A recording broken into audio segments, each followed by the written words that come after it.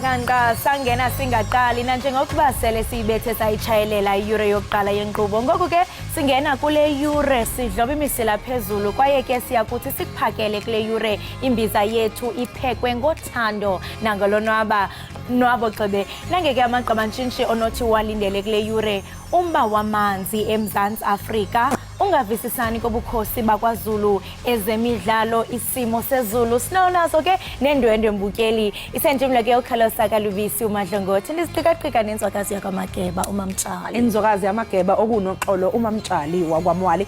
Mbukeli ke leli ihora lesibili silidikadikayo kanti uma ngabe ke uphuthwe ihora lokuqala ungadikibali sisekhona futhi siyakuthembisa ukuthi ke solokhu nje sikunikeza konke okudingayo. Omunye usisi ke wembukeli uthi wake wathi evakashele uboyfriend sekumele phela ukuthi kudliwe.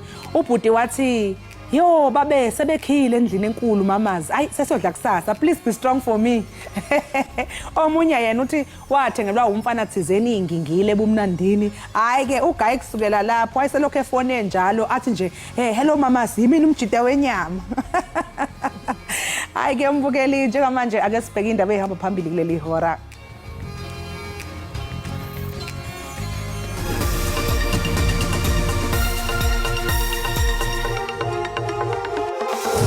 Inkantolo munye uthi inkantolo ngendlela nenenza ngayo nendlela enjwayele ukuthi niphike ngalo usilo kumpilo leni luthini, bese ngifuna ukubona ukuthi ngalolu usilo kumpilo leni yonke into ihambe ngendlela yini noma khwalana ekuhlanganise khona. Uyaqhubeka namhlanje umbango wesikhundla sengonyama yesizwe samaZulu kanti labo abeseka umntwana uSimakade Zulu bathi banazi izathu ezibambekayo zokuthi kube uyena nomthebe wesizwe.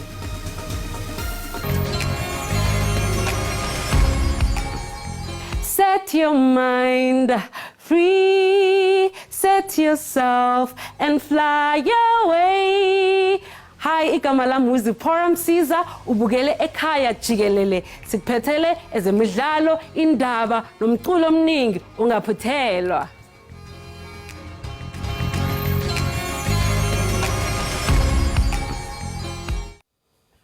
Idabi lokulwela isihlalo sobukhosi bamaZulu kulindeleke liqhube namhlanje kwinkundla ephakamileyo yomntla eGauteng. uPrince Makade Zulu ongunyana omkhulu kakumkani Goodwill Zwelithini owayekhothama ukholele kubeni nguye ofanelekileyo ukuba indlalifa yobukhosi. Abaxhasi bakhe kwindlu yobukumkani bamaZulu baqinisekile ukuba banazo izizathu ezaneleyo zokuyisusa ikumkani esihlalweni. Umntwana uSimakade emaphepheni awafaka enkantolo uthi umhlangano wakhetha isilo wabe ungakhiwe kahle ukuthi uthathe lesinqumo. Uthi wabe eqokwe amalungu omndeni waseNdlunkulu njengozothatha isihlalo. Ufuna umengameli uCyril Ramaphosa abuyekeze isinqumo sakhe sokuqoka isilo uMisuzulu. Icala laguqa ngoMeyi ukuze uhlangothi lwesilo lukwazi ukuthi lufake amaphepha okuphendula abengafakiwe. Umlobo sibheke enkantolo siyazethemba ukuthi noma sibonele ubuqili namanga nenkohliso iholela ekutheni umntwana uMisuzulu egcina elokothwa ngalokho azaziyo naye ukuthi kakusikho. Siyawethemba amakhosi, siyamthemba nomkhubulwane, siyamthemba uvele buqali ukuthi uzozenza izibonakaliso ezizoholela ekutheni ubulungiswa benzeke kulolu daba lwesihlalo.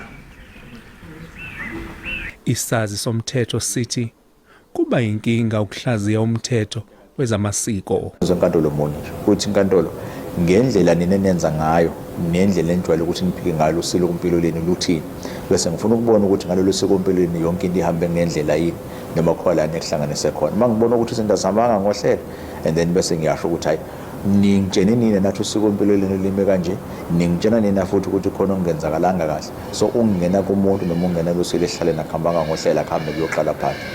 Inkinga eba khona ukuthi usiko impilo yakho ukhola libhalwe khona. So sithembele kakhulu amajelo abakade bekhona ngaphambilini ukuthi kuyibona abasichazelayo ukuthi hayi njengoba senimadala nje makhehla kungabe iyiphi indlela okwenziwa ngayo kuqala bese siyabona ukuthi le ndlela okwenzeke ngayo kuyahambisana yini nangendlela nina enazi ngayo. Isilo uMisizulu kulindeleke ukuthi sitshele inkantolo ukuthi uNdlunkulu Manthombi waqokwa incwadi yefa lesilo njengebamba bukhosi ngemuva ukukhothama kwesilo nokuthi isilo sasiyoqhamuka endlini kaNdlunkulu. Khona manjalo abeseka isilo uMisizulu sebenxuse izintombi kanye namabutho ukuthi aphume ngobuningi bawo bayokweseka isilo enkantolo ePretoria High Court. Lord Khadebe, SABC News, eThekwini. Umholi wenkatha Freedom Party uvele enkosini Hlabisa uthi uma kuzoba khona ukukhumelana umlotha phakathi kweqembu lakhe neANC, iqembu elibusayo kuyofanele ukuthi licele uxolo eqenjini lakhe. Lokhu ke ukusho inkonzo nesikhumbuzo somholi weqembu inkosi uMangosuthu Buthelezi eyakhothama ngenyanga edlule. Le nkonzo ke sikhumbuzo mbukeli ibibanjwe izolo lapha ya eGoli. The two political parties have a responsibility to own up the violence that happened in South Africa. And we have a responsibility to close that painful chapter and build a new society in South Africa. Secondly, the ANC in the reconciliation agenda, they need to publicly apologize for the propaganda they said about Mntwana kaPhindangele, calling him a sellout, calling him a snake to be hit in the head. For a true reconciliation between ANC and IFP, that will be a bridge that must be crossed so that we create a reconciled society. Ilungu le-NEC ye-ANC womphathiswa wezokutyulo namanzi uSenzo Mchunu uthi uMzantsi Afrika unamanzi awoneleyo nangona ililizwe elinqongopheleyo ngamanzi. uMchunu bethetha kwindibano nonondaba kwindibano yekomiti elawulayo ye-ANC eBoksburg ekuquleni. A worrying situation is on the services side, which is the second stream, water services. This is water provision, but the normal word that gets used is water reticulation to your homes, to the various households, and to communities. That's where we have a problem. In terms of the legislative architecture in the country, that is a duty that falls within the purview of local government via water services authorities, which are municipalities that have been designated as water service authorities. By and large, many of the municipalities in South Africa are water services. They are water service authorities. But over years, all of us know municipalities have been declining in terms of their capacity to provide water or to provide services general, and water included there, and in particular water. Now, with that decline, it was clear that water provision was going to suffer. So what are we doing in order to turn the situation around so that the decline of municipality doesn't decline automatically with water services beyond the point that we are in at the moment?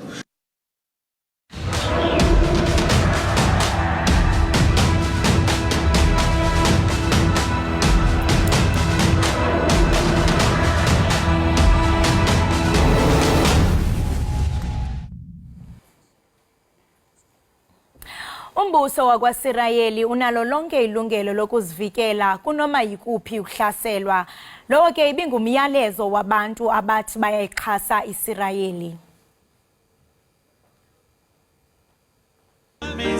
Ukubonisa inkxaso kwilizwe lakwaSirayeli, abantu abaphuma kwimibutho ehlukeneyo babuthelene bezokukhumbula abemi belalizwe abathe basweleka. Well, it's a strong gesture of solidarity. We can see people from all walks of life here, Jews, non-Jews, everybody came to express their support with the people of Israel, with the state of Israel, with the terrible victims of the terrible violence that took place, that were the massacres that were perpetrated on the people, on children, and so on. And this means a lot to us, and it means that the people of South Africa support Israel. Baxeka umbono worhulumente weli malunga nongquzulwano. I say this to those who have been trying to justify these heinous crimes, who rationalize that the slaughtering and abducting of innocent women and children in their homes is a legitimate reaction to some alleged policy of the Jewish state or her government. Amanye amaqela ezopolitiko eMzantsi Afrika athembise ngentsebenziswano nelakwasirayeli. It's only to say to them, they must not abandon the path of peace. When Israel and Palestine agreed to the Oslo agreement, when they accepted those, they accepted that they are obliged to work for peace. Njengoko imfazwe iqine Gaza, kukho amakhwelo okuba kukhululwe bonke abantu abathe babanjwa.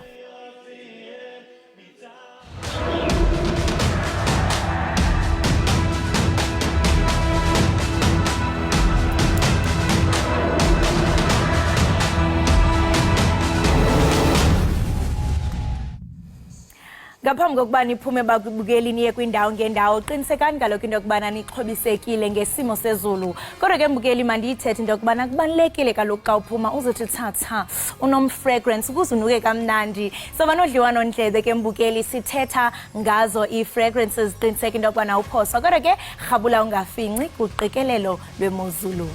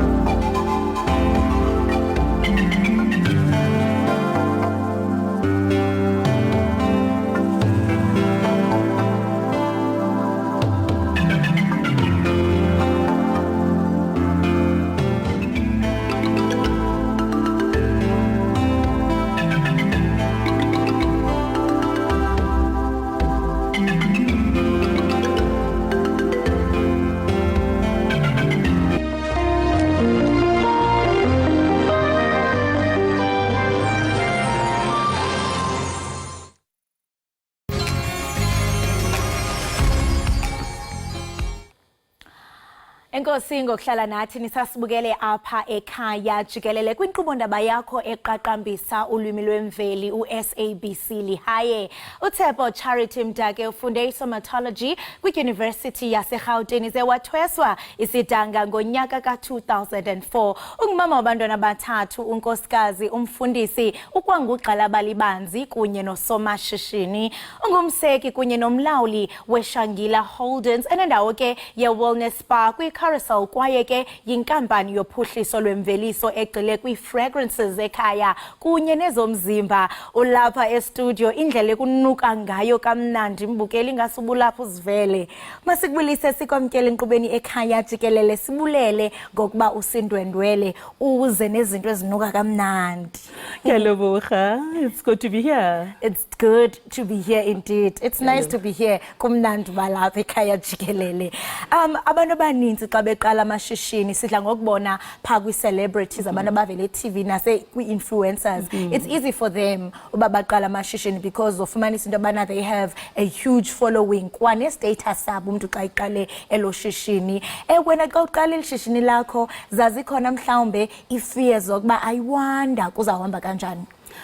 Well, I'll say because I studied somatology, it gave me a competitive edge. I went into the industry, so I knew exactly what I wanted. Influencer industry, so it was easy to go into the wellness space.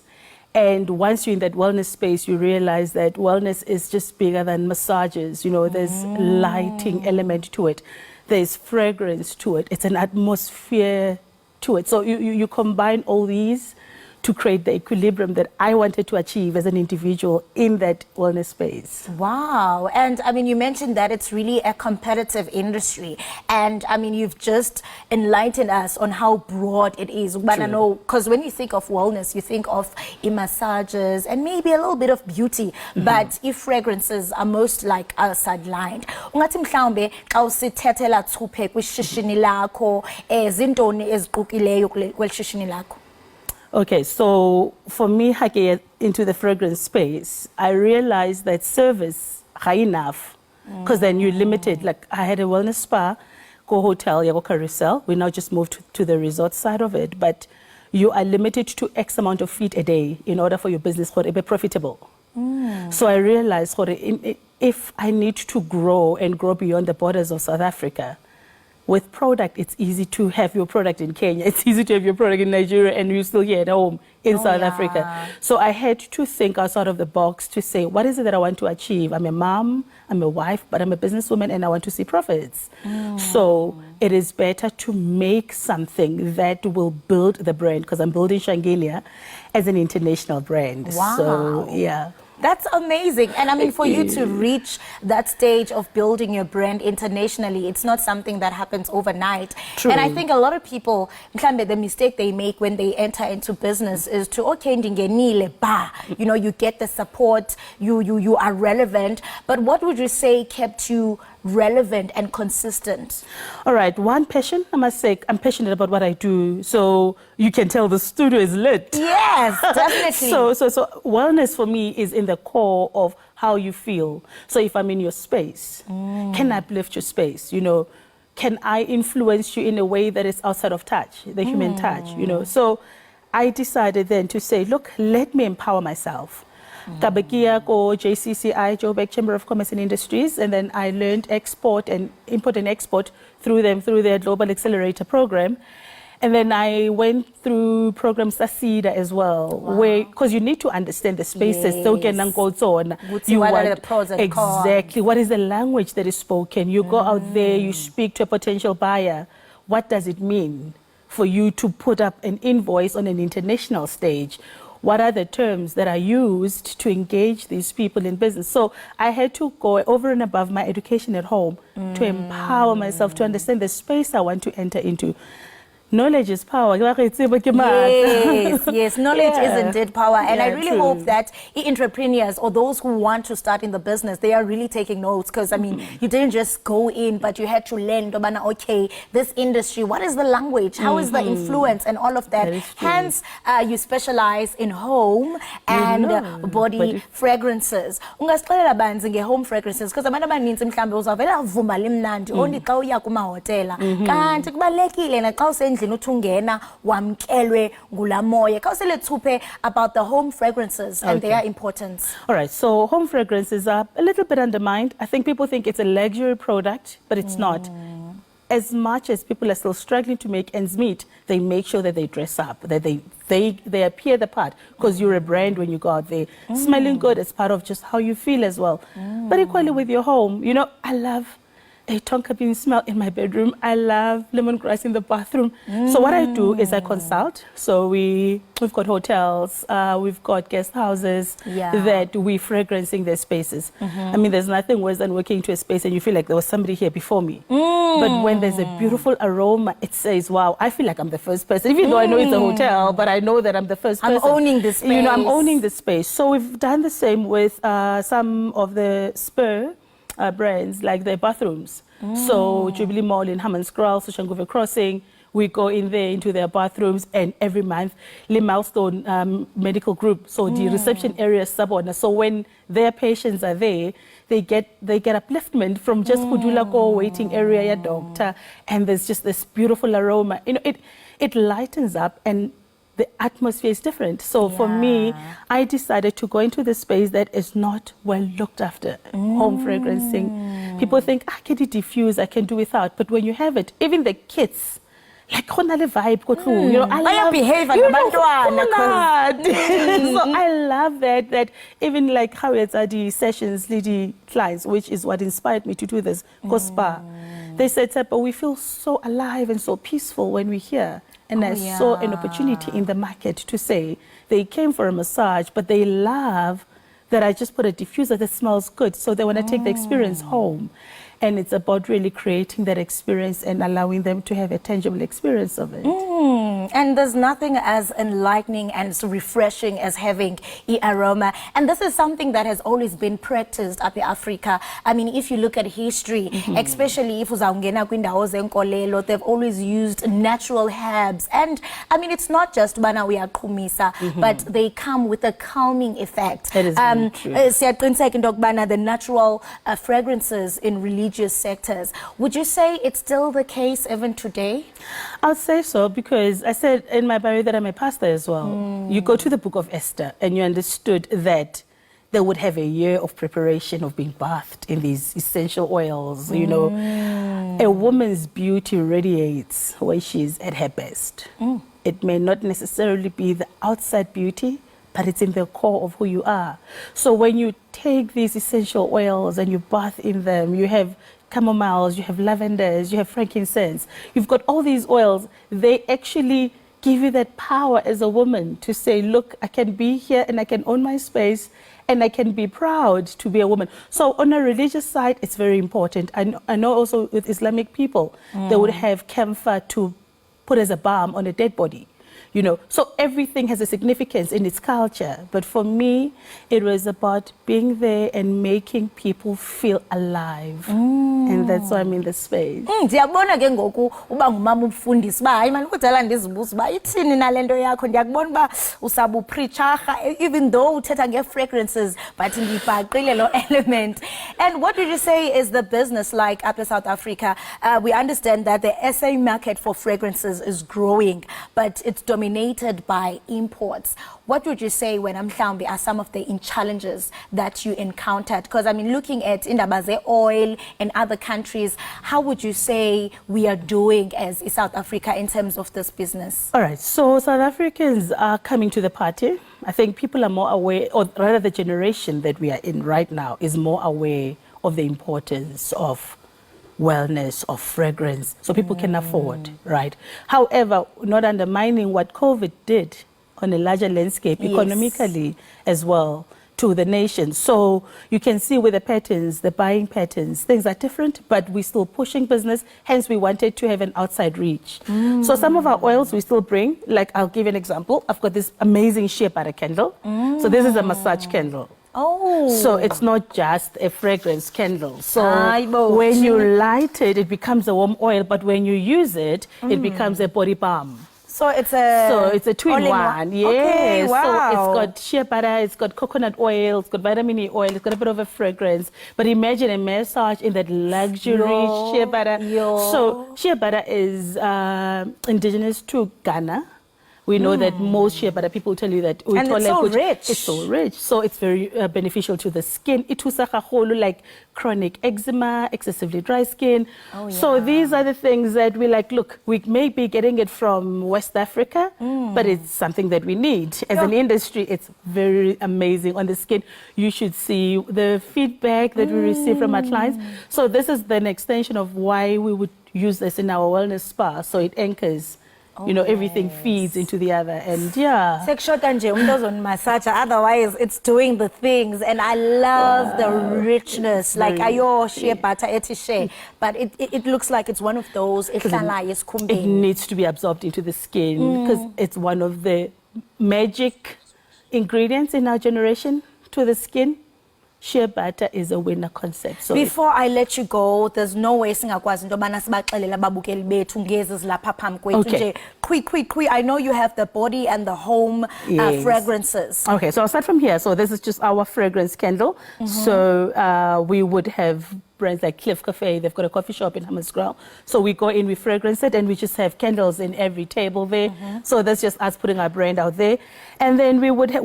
Our fragrances are inspired. So you would have your oil-based, like you would know, inspired by maybe a Dolce & Gabbana or a Fantasy by Britney Spears. But I've also learned the art of blending. So kinali, what is unique to us, there will be like Naledi. Naledi is a star.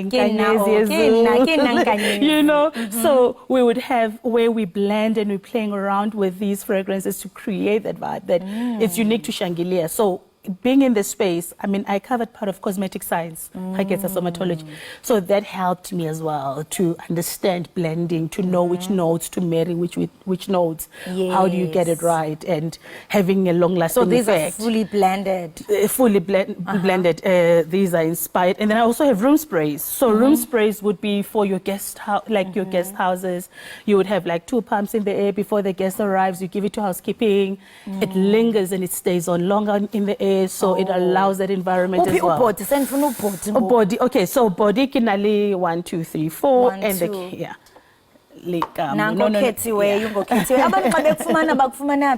All right, so on Facebook it's Shangilia SA. Also on Insta it's Shangilia, capital S, capital A, like South Africa SA. And then we've got a physical pop-up store at Jubilee Mall in Hammanskraal.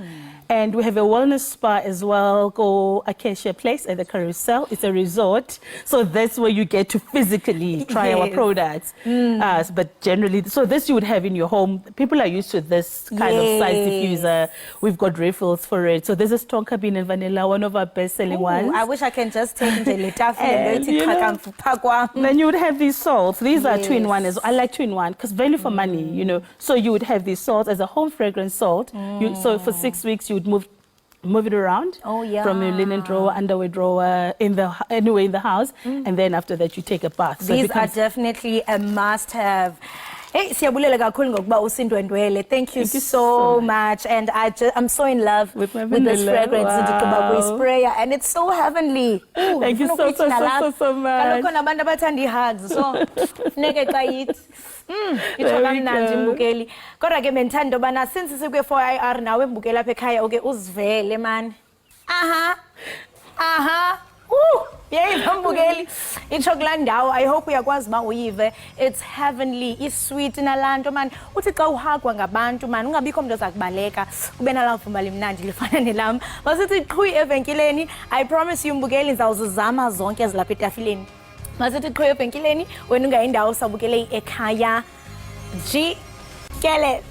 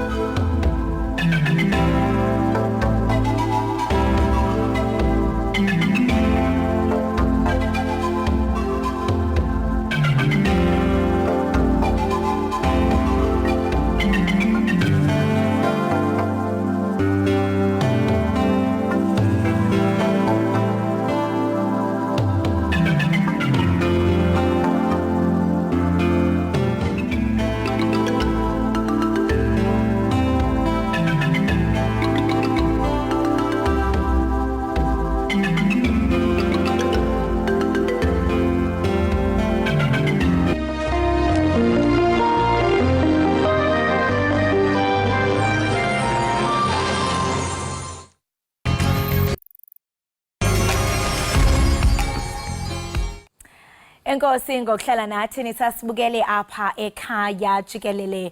Ulethu Nkwanyana nogumbhali, imbongi, umvelisi kunye netshantliziyo lentlalontle elinenzondelelo uphumelele itayitile yokuba yintshatsheli yoMzantsi Afrika eThekwini kumnyhadala uqaqambisa ababhali kunye neembongi kwilizwekazi yeAfrika, iPoetry Africa. Siqhagamshelana naye phaa kuZoom ulethu. Lethu masithi halala uwuntshu ngomsebenzi omhlothe wenza kwaye ke siyakwamkela apha ekhaya Jikelele. Ngiyabonga kakhulu. Unjani? Ngiyaphila, singezwa nini njani? Hayi nathi siyaphila. Congratulations. Ngaphambi koke sibe noludliwano ndlebe khawusele thuphe njengawe ngubani ulethu Nkwanyana? Ulethu Nkwanyana imina. Kodwa ke okubaluleke kakhulu ulethu Nkwanyana umbhali weinkondlo futhi umlingisi nguyi-professional actor and a professional poet and a script writer futhi ngiyithandela kakhulu umsebenzi weinkondlo nje. So sengikwazile ukuthi zize zingifikise la engikhona. Inkondlo ngayithanda kusukela esontweni ngo-2012 kuze kube namhlanje nje ngisaphila ngayo. Uziva njani xa kuthiwa uyintshatsheli kalonyaka ka-2023?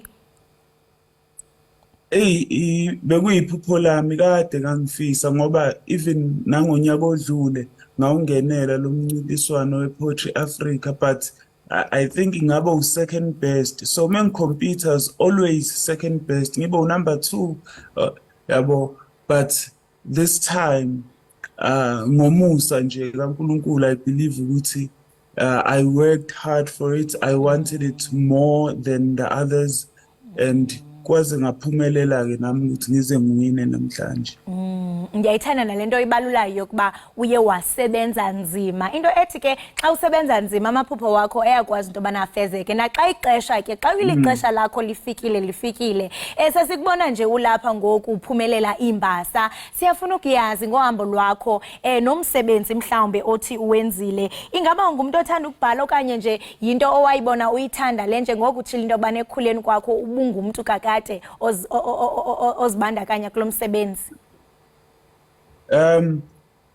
Kahle khona engambona enza lo msebenzi weinkondlo ngase ngawuthanda.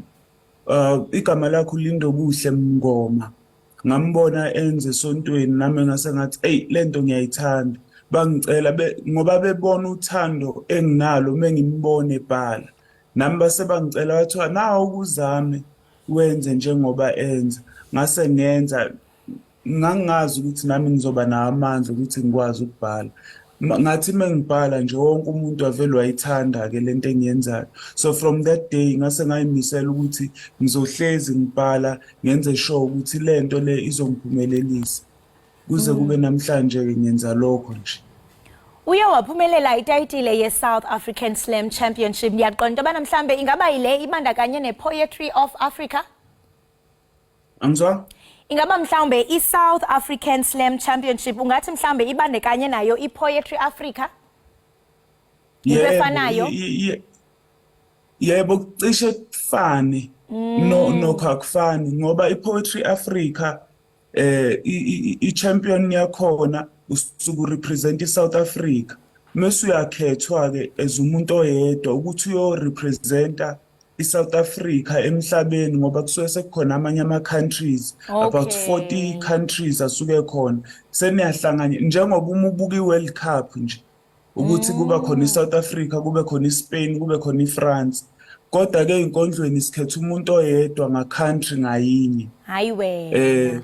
So mina ke ngikhethiwe ezingeni leSouth Africa ukuthi ngikwazi ukumele iNingizimu Afrika eTogo next year. Shuthi mengiwina lapho ngizobe sengiyi-world champion Hayi, phofu ke xa ukholela uba uzoba yiyo ngenene. So njengokuthi uzawucompete ke ngoku internationally, ingaba mhlambe zintoni ozenzayo ngoku okanye osazawuzenza uqinisekisa into yobana uyamelana namanye amazwe? Kuba ndiyaqiniseka into yobana xa uzawumela in an international stage akuyondlwane iyanetha, funeka unyuse iikawusi ngenene. So what sort of preparation oyenzayo uqinisekisa into yobana usimela ngenene singuMzantsi Afrika? Yebo, indlela engizoyenza ngayo bese kukhona ama-poets vele ambalwe bese ngikhulume nawo asevuthiwe emsebenzini. Shuthi mina ngoba le competition next year nginonyaka wonke wokuyi-prepare ngize ngifinyelele. So ngisho sengibhala i-process yami ukuthi ngizophinde ngikhombise nalaba bayingqwele ngibuze ukuthi uma ubuka wena ngamehlo akho ilungile yini lento. Lokhu ngibabuza nabo befaka imibono yabo ukuze bekwazi ukuthi bengilekelele ngoba akusekho ngami manje, sekungena iNingizimu Afrika yonkana nama-poets ase-South Africa onke. Shuthi mewukuthi siyasizana sihlanganyele ukuthi sipholishe umsebenzi wami, ngicabanga ukuthi kuba lula-ke ukuthi ngiphumelele ngoba nje ngizohamba ama-workshop amaningi ukuze ngikwazi ukuperforma in terms of i-performance, i-writing, increase i-writing skill yami ukuthi mese ngibhale kahle kakhulu kunakuqala, nokuhamba amanye ama-slam. Namhlanje nje khona i-poetry slam ekhona la eGoli somewhere. Ngizozama ukuthi ngiye khona ngingenela amanye ama-slam ukuze ngizowathatha as ukupractice, yabo, ngilolonge ukuze ngize ngifinyelele kwi-World Slam sengivuthiwe.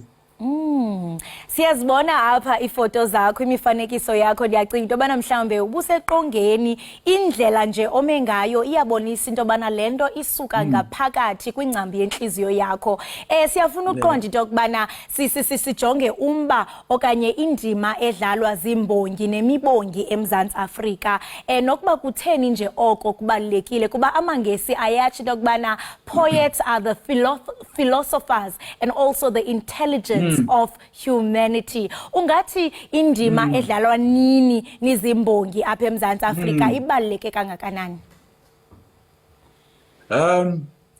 Ngizoqala nje ngisho ukuthi khona omunye wayewusoma politiki wase-Scotland ababethu Andrew Fletcher, eyi-writer futhi, wakwathi yena, because ngathi wayephinde ethande nomculo, wathi, "Let me write the songs of a nation. I don't care who writes its laws."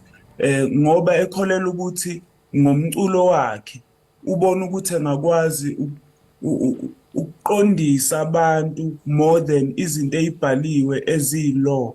Nami ezimbongi ngikholela ukuthi amagama esiwakhulumayo nami if mesivunyelwa to write the poems, inkondlo of the nation, mebelalela zona khona into eyenzakalayo empilweni zabantu ukuthi mebezwa khona omunye umfowethu futhi waseThekwini bambiza ngoNtokozo Zulu starring, une-program ethi inkondlo ziyaphilisa. Item nje silisebenzisayo ukuthi inkondlo ziyaphilisa ngoba kukaningi umuntu ehaya estage uthola ukuthi kuzofika umuntu ezokuhaga ongamazi, ebonga ethi lento yenzile ngiyabonga. Uthola ukuthi asakuchazelanga nangey'nkinga zakho ukuthi bekuyini, kodwa uyabona ukuthi khona ukulapheka akutholile ngamagama esiwakhulumayo. Shuthi izinto esiyikhulumayo isikhathi esiningi ziyaphila futhi ziyaphilisa. Shuthi ngiyathanda nami ukuthi let the poet speak ngoba ngiyazi ukuthi izinto ey'khulunywa yimbongi isuke seyicutshungulwe kahle ukuthi ifinyelele ebantwini ibaphilise. Kubantu abafuna ukukulandela nabafuna ukukuxhasa ufumane kaphi? Kwaye yintoni mhlawumbe abangathi bayilindele kuwe? Mina ngiyatholakala nje wonke ama-social media platforms. Uma ubheka uLethu Nkwanyana noma uthi let the poet speak, ngiyakholela ukuthi imina ozovela lapha. Kodwa-ke okubaluleke kakhulu nengikholela ukuthi ngizobe ngikwenza from now on. Ngisengithanda nanemidlalo yasestage uma ngizofaka naney'nkondlo. So ngiyazi ukuthi ngizoba nama-production mhlampe azobe se-Joburg Theatre noma e-Playhouse Theatre, State Theatre, lapho kuzobe kukhona kuzobe umbukiso nje bhanyabhanya. Lapho ngizobe ngiperforma iy'nkondlo ngibe ngenza futhi i-theatre. Kodwa okukhulu kunakho konke mina ngiyakholelwa in giving back to i-community. So khona i-program enkulu engiyenzayo engizobe ngisizana ne-Department of Education la engizobe ngihambela iy'kole ey'hlukahlukene kodwa nje ngizoqala eStenga which is my hometown kwaDukuza eLembeni lapho esizobe singena iy'kole ey'hlukahlukene sifundisa iy'ngane ukubhala ukufunda inkondlo nokuthi sifika kanjani la esengifike khona in terms of i-poetry. Lethu masibambe ngazibini ngexesha lakho kwaye sikunqwenelela konke okuhle kwimisebenzi oyenzayo.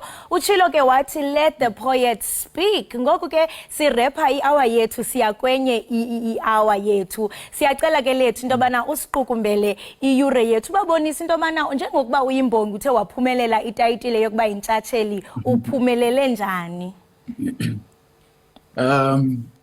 Okay.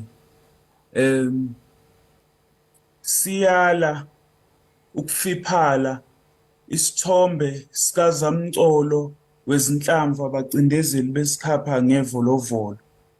Bengazi ukuthi ukubeletha uBhakha emhlane kubeletha inkinga isimemo sokuthwala umhlabathi ngesifuba. Thina besifisa ukuthweswa emiyezane njengabo bonke abafundi. Kodwa they plucked out my mother's tongue out of my mouth. They fed me the struggle and expected me to taste freedom. How do I digest a dialect that is forced into my throat? A numb epiglottis hangs itself at the roof of my windpipe, and parts of me are constantly committing suicide. I remember how the air was heavy and pregnant with protest, students swarming the scenes, firearms causing chaos out of its slumber. Yabo. Ay, watsho kamnandi ngenene imbongi yipheni nje umboko ithethe. Tsho kamnandi ke uLethu oyimbongi besinaye ke sincokola ngomsebenzi omhle awenzayo. Sibambe ngazibini Lethu sithemba into yokubana nalapho khoyo uzoba nosuku olumnandi. Kanti ke mbukeli ngoku sesiqwela siqongqotha iyure yethu yesibini. Sawungena ke kwiyure yethu yokugqibela. Kodwa ke ngaphambi koko masithi qhwi evenkileni ungaqushuqushalaze ubukele iEkhaya Jikelele.